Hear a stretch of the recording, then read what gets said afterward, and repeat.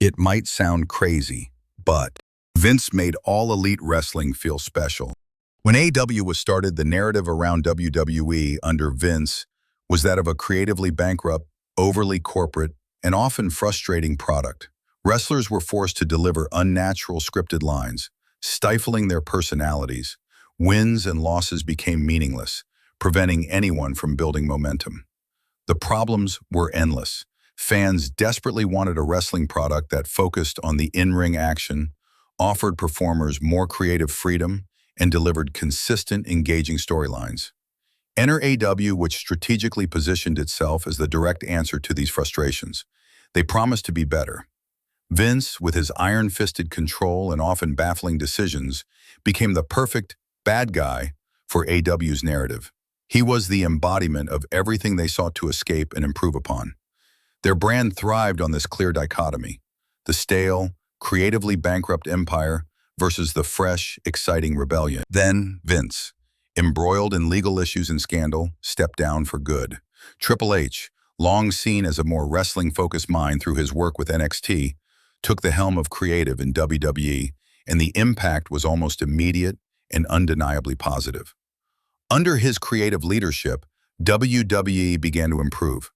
Storylines became more coherent, with a greater emphasis on character motivations and long-term arcs. Cody Rhodes and CM Punk both left AEW to come to WWE, and this is where the challenge for AEW truly began. The very foundation of their marketing, "We are the alternative because WWE is a creative wasteland," started to crumble. The allure of jumping to AEW diminished. All Elite Wrestling itself started to experience some of the issues it once criticized: roster bloat, inconsistent booking. This made it harder to maintain the moral high ground when WWE was demonstrably improving. The improving WWE presented the land of the All Elite with an existential crisis of sorts.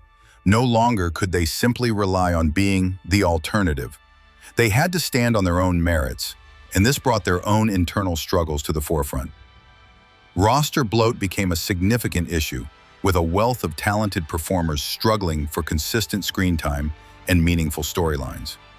Booking at times became inconsistent, ironically mirroring some of the very criticisms AEW had leveled against WWE. Injuries, backstage issues, and a fluctuating fan perception added further complexity. The competitive landscape shifted from a clear David versus Goliath narrative to a more nuanced two-front war. AEW, in response, has been compelled to evolve. They have had to double down on their strengths. Their emphasis on high-quality wrestling, the development of homegrown stars, and a more adult-oriented, less overtly sports entertainment. They've also had to address their internal shortcomings, striving for greater narrative cohesion and better utilization of their expansive roster. The current era of professional wrestling is arguably the most exciting in decades, precisely because of this dynamic. AEW's initial appeal was heavily built on being the anti-WWE, the evil Vince narrative that fueled AEW's early rise is no longer as potent. Instead of a clear good versus evil battle, it's now a competition between two promotions. Both companies are pushing each other, forcing innovation and a higher quality product. The alternative isn't a static concept. It's constantly being redefined by the evolving strengths and weaknesses of both companies. The narrative has shifted from one of clear good versus evil to a more competitive and ultimately more beneficial rivalry for the fans, who now have more compelling wrestling to enjoy than ever before. The wrestling industry is inherently cyclical, and the rise of AEW initially marked a dramatic shift in the flow of talent. For years, the dream for many aspiring wrestlers was to make it to WWE, the perceived pinnacle of the profession. Even established stars, if released or unhappy, often found themselves adrift with limited major league options. This dynamic meant that the talent migration was overwhelmingly one way, from other promotions or the independent circuit to WWE. However, with AEW's launch, that paradigm completely flipped.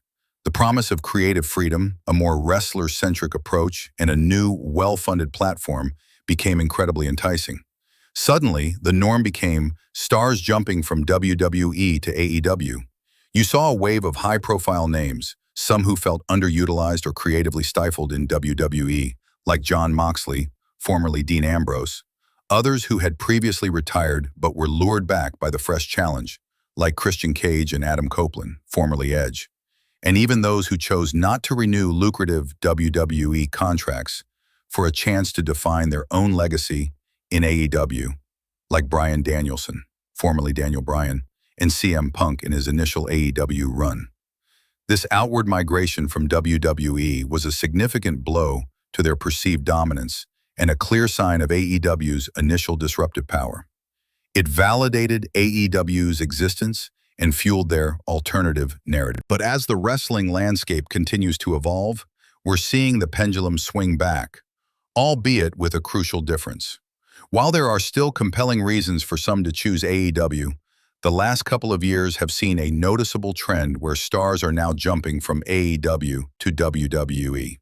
The most prominent examples, as mentioned, are Cody Rhodes and CM Punk. Cody's return was a monumental moment, not just because he was an AEW founder, but because his narrative of finishing the story in WWE resonated deeply and proved that success could be found back in the perceived empire.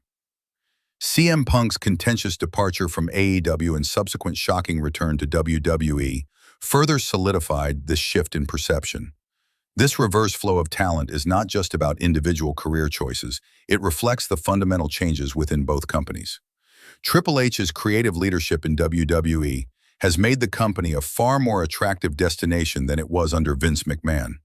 Wrestlers are seeing better creative direction, more opportunities for character development, and a more positive working environment. The perception of WWE as a stagnant, creatively barren ground has largely dissipated.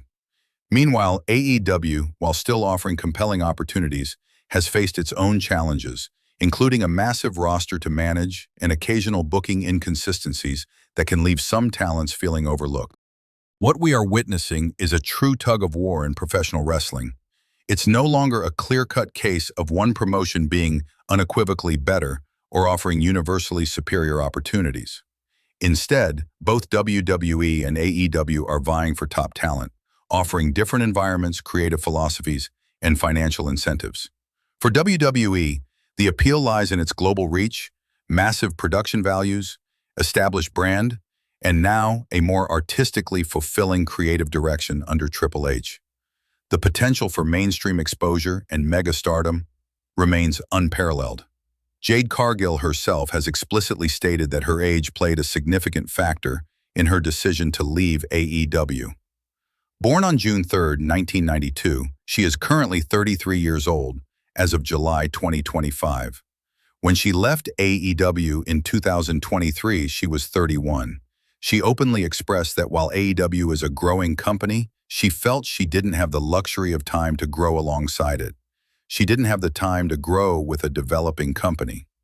She desired to be part of an established, globally recognized entity that could provide immediate and unparalleled opportunities for mainstream exposure and mega-stardom, which aligns perfectly with the appeal of WWE. For AEW, the draw is often rooted in greater creative freedom, a less rigid schedule for some, a passionate core fan base, and a chance to be part of a company that still feels to many like the rebellion. The company's willingness to embrace diverse wrestling styles and concepts allows wrestlers to experiment with their craft and try new things that might not be greenlit elsewhere. After leaving WWE, Moxley explicitly stated he wanted to be himself and embrace a more unbridled hardcore style. In AEW, he frequently engages in brutal, bloody matches and cuts intense, unfiltered promos that would likely not be permitted in a more heavily sanitized environment. His character feels entirely his own. This ongoing exchange of talent is a healthy sign for the industry. It means wrestlers have genuine choices, driving both promotions to constantly improve their offerings. Whether it's through innovative storytelling, better pay, or enhanced backstage environments. The norm of talent migration is no longer a static one-way street, but a dynamic, unpredictable current, ensuring that the competitive fires between WWE and AEW burn hotter than ever, much to the benefit of wrestling fans worldwide.